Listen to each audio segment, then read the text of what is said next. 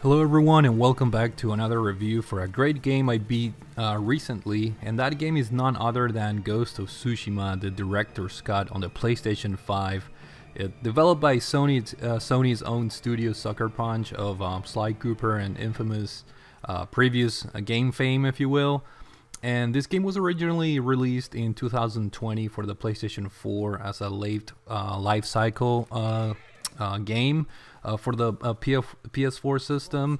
And I purposely avoided buying the PS4 version since I had a gut feeling that a remastered version for the PlayStation 5 was going to be released at one point.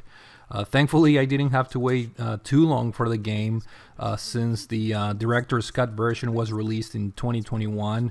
And I took advantage of some of the Black Friday sales to pick up the game for a slight discount and get cracking at it because this was a game that I really wanted to play ever since it was announced. So I guess in a way my patience paid off since these updated director's cut version has enhanced graphics and performance as well as a updated haptic feedback that makes great use of the PlayStation 5 DualSense controller, and also all the extra content pertaining to the game, including the Iki Island expansion, which in itself is almost like a separate game with a very decent amount of content and story expansion. So, with that being said, speaking of the story of the game, let me give you a brief overview of it and share my impressions. As usual, I won't be spoiling anything as I do on my videos, but Ghost of Tsushima takes place in the historical setting of feudal Japan in the 1200s, I believe,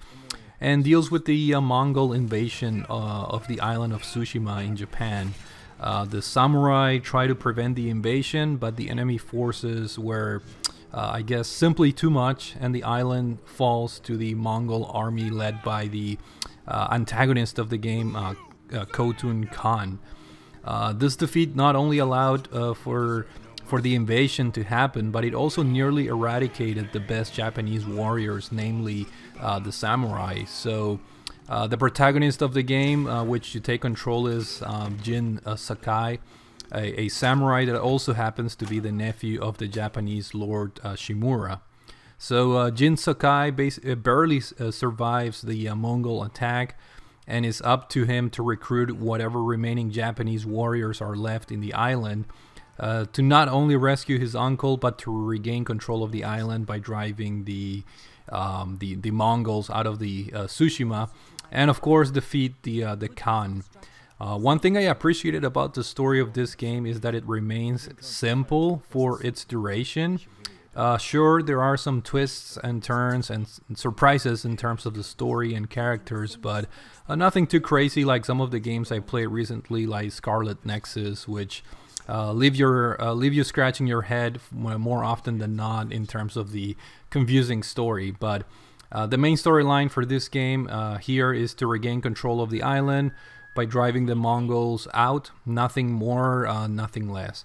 I'm not sure of the historical accuracy of the events in the game, but I remember reading some sort of article that said that Sucker Punch interviewed Japanese cultural experts and historians, which is pretty cool, and you can definitely tell there is a triple A feeling to this game in terms of the historical setting and how everything is laid out. So now moving into the graphics talk of this game, and this is definitely another highlight and perhaps the most striking feature of the game, at least on this PlayStation 5 version. I can't really establish a comparison to the PlayStation 4 version, but I'm assuming it also looks great. I decided to go with the performance mode that's offered in this PS5 Director's Cut version, which targets 60 frames per second.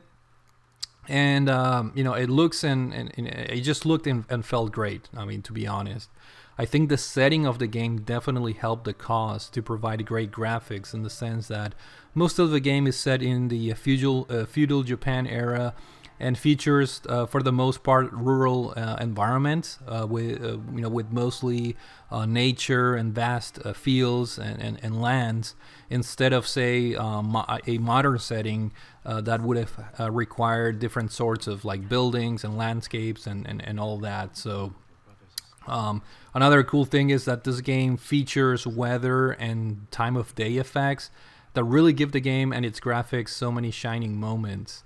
It was incredible watching the lighting effects, depending on the time of the day, shining on things like the blades of grass, or maybe rocks, in the environment, or perhaps watching the reflection of the moonlight in a puddle of water along the road. I mean, heck, even puddles of mud look great in this game, which is pretty astonishing. The game also features different seasons, if you will. So there are parts of the game that take place in the snow, parts that take place in what it looks like a fall setting, which to me was incredible since the leaves on the trees had different colors, and created a work of art of sorts in terms of the picture of the game. Character models were also pretty good, and a lot of detail was provided in terms of their animations and things like clothing details and textures, things like that. Lastly, I really enjoyed the photography of the game, in the sense that the developers decided to create a clean-looking UI that was not cluttered with information or text, but rather presents a cinematic feel with minimum information during battles. And by providing neat tricks, such as using the wind as your guide instead of simply using flashing arrows pointing towards the objectives.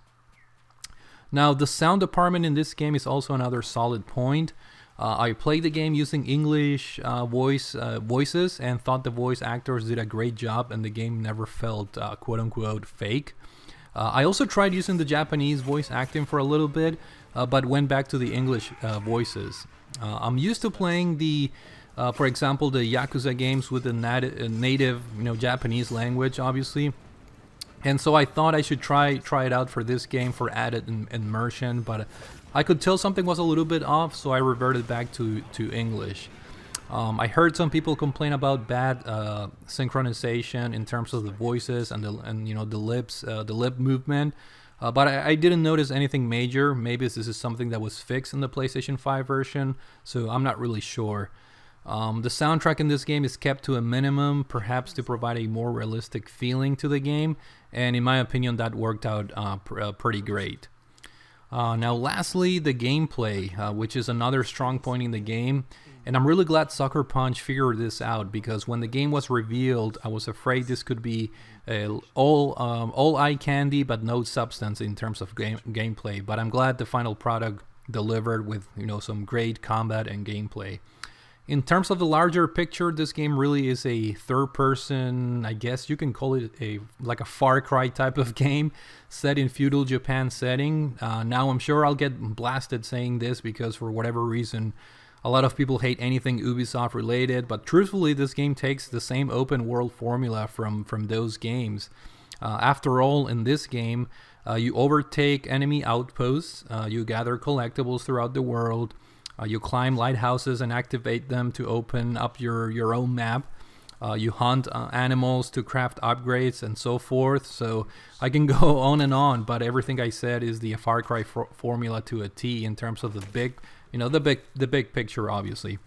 However, when we start looking into the inner picture of the game and look at the combat, for example, that is obviously different in Ghost of Tsushima.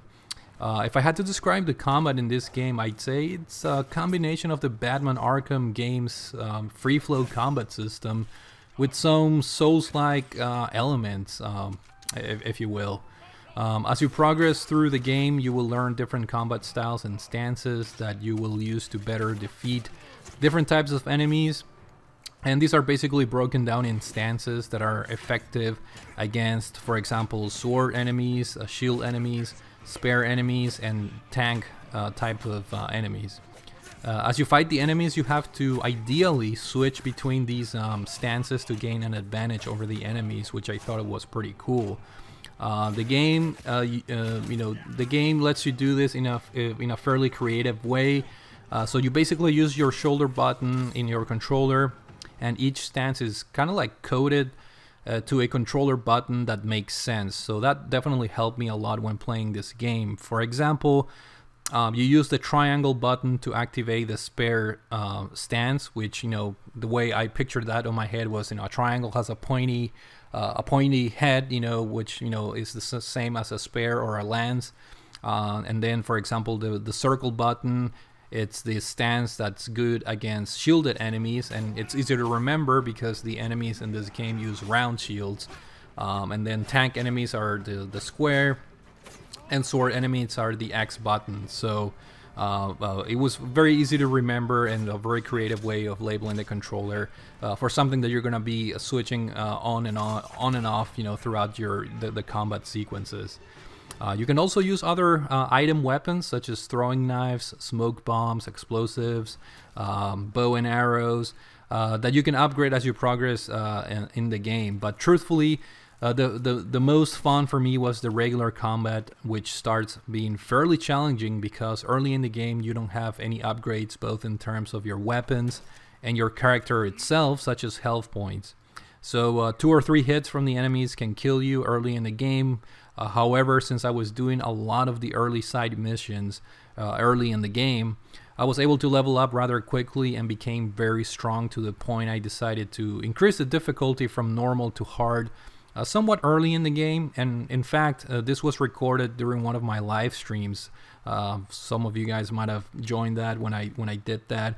My live stream of the game where I was just literally destroying everything because I was so over leveled, or I had a lot of upgrades in terms of my weapons and armor and so forth.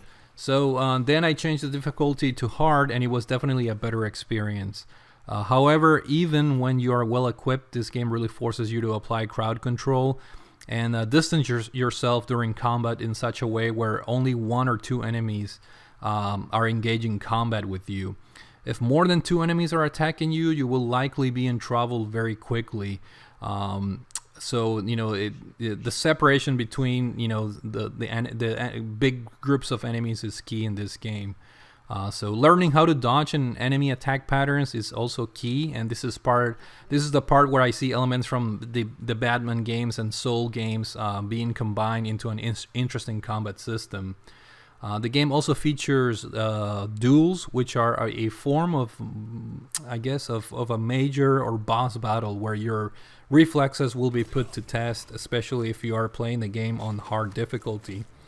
These battles are very tough, but incredibly rewarding when you win them. So, and then of course you have your stealth portions of the game. If you wish to have a stealthier approach when attacking enemy outposts and things like that, you have your typical stealth attacks that you can use. Not only your silent kills, if you will, but also you can use a variety of items that will help you, infiltrate the enemy bases.